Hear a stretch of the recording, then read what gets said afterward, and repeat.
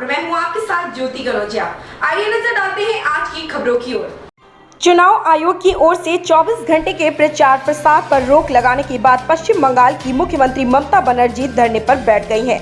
कोलकाता में गांधी मूर्ति के पास ममता बनर्जी धरना कर रही है। चुनाव आयोग की यह कार्रवाई ममता बनर्जी के हिंदू मुस्लिम वाले बयान पर की गई है। पश्चिम बंगाल के विधानसभा चुनाव के प्रचार में ममता बनर्जी ने मुस्लिम वोट को लेकर बयान दिया था। 8 अप्रैल को हुगली में ममता बनर्जी ने चुनावी जनसभा के दौरान मुस्लिम वोटों को नहीं बंटने की बात कही थी। इसी पर चुनाव आयोग ने उन पर प्रचार प्रसार करने से रोक दिया है। ममता बनर्जी 12 अप्रैल रात 8 बजे से 13 अप्रैल रात 8 बजे तक किसी भी चुनाव प्रचार में हिंसा नहीं लेंगी। चुनाव आयोग की इस कार्रवाई के खिलाफ ममता बनर्जी धरना दे रही हैं।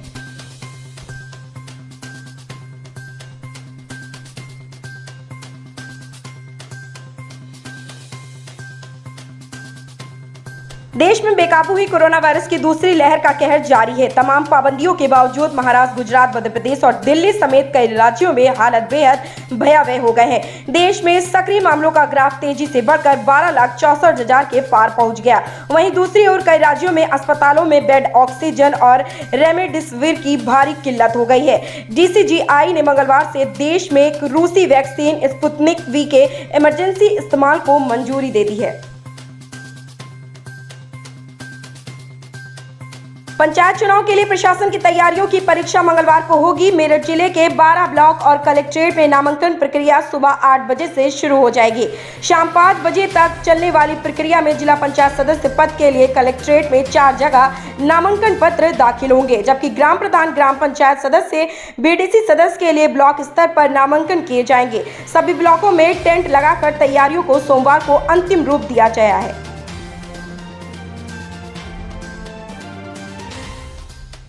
13 अप्रैल 1919 का दिन भारतीय इतिहास में बेहद अहम है। आज ही के दिन अमृतसर के जलियांवाला बाग में अंग्रेजों ने नरसंहार की घटना को अंजाम दिया था।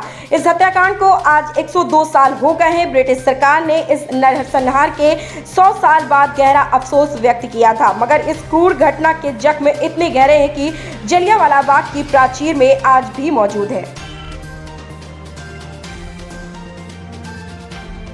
दिल्ली में कोरोना अनियंत्रित होता जा रहा है, ऐसे में भी लोग अपनी हरकतों से बाज नहीं आ रहे। कालकाजी इलाके में रविवार रात को बार कम रेस्टोरेंट में पार्टी चल रही थी। कालकाजी थाना पुलिस व SDM की टीम ने संयुक्त रूप से छापेमारी की।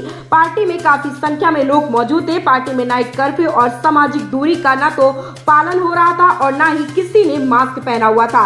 कालकाजी थाना पुलिस ने नाइट कर्फ्यू का उल्लंघन करने का मामला दर्ज कर 6 महिलाओं समेत 27 लोगों को गिरफ्तार कर लिया। इनमें 10 लड़के और रेस्टोरेंट के 11 कर्मचारी शामिल हैं। रेस्टोरेंट मालिक के खिलाफ कार्रवाई की जा रही है।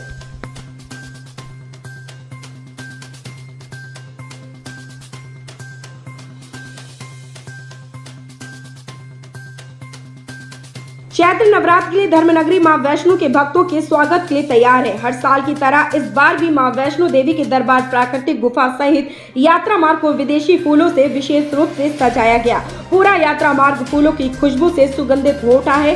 वहीं अटका आरती के बाद भी भवन में शतचंडी महायज्ञ शुरू हो जाएगा। हालांकि कोरोना के चलते इस बार कटरा के बाजार में होने वाली विशेष दुर्गा पूजा और कलश यात्रा को रद्द कर दिया गया। चैत्र नवरात्र पर मां के दर्शन के लिए भक्तों में काफी उत्साह है। इस बार नवरात्र में श्रद्धालुओं की संख्या बढ़ने की संभावना है। वहीं श्री माता वैष्णो देवी श्राइन बोर्ड की ओर से भक्तों के स्वागत के लिए पुख्ता प्रबंध किए गए हैं।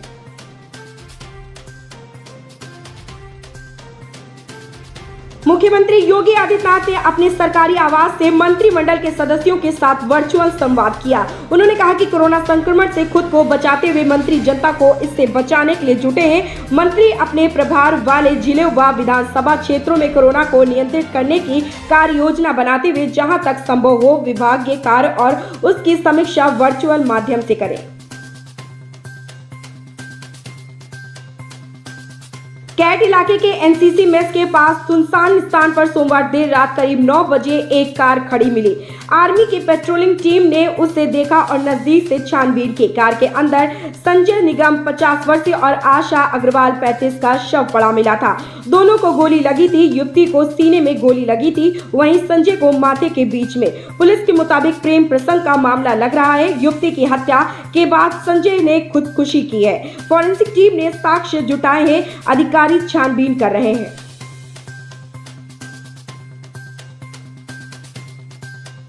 9 साल पहले film student of the year से निर्माता निर्देशक महेश भट्ट की बेटी आलिया को सुपरस्टार बनाने वाले करण जौहर को इन दिनों एक नई हीरोइन की शिद्दत से तलाश है।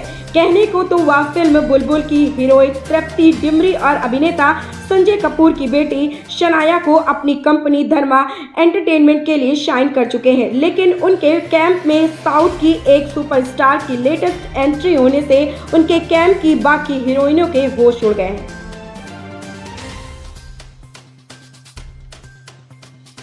उपराष्ट्रपति वेंकैया नायडू ने ब्रह्मा कुमारी की पूर्व प्रमुख राजयोगिनी दादी जानकारी की याद में एक डाक टिकट जारी किया है। वहीं आज देश भर में नवरात्रि की धूम है। वहीं टीका उत्सव के तीसरे दिन 10 करोड़ 85 लाख लोगों को टीका लग चुका है। इधर पश्चिम बंगाल की मुख्यमंत्री ममता बनर्जी धरने पर बैठ गई है। ममता बनर्जी के बाद भाजपा नेता राहुल सिन्हा पर चुनाव आयोग ने 48 घंटे का बैन लगा दिया है। वहीं पश्चिम बंगाल में केंद्रीय गृह मंत्री रैली कर रहे हैं। ऐसी ही खबरों से जुड़े रहने के लिए आप देखते रहें इंटरनेट मीडिया। लेटेस्ट अपडेट पाने के लिए अभी सब्सक्राइब करें इंटरनेट मीडिया।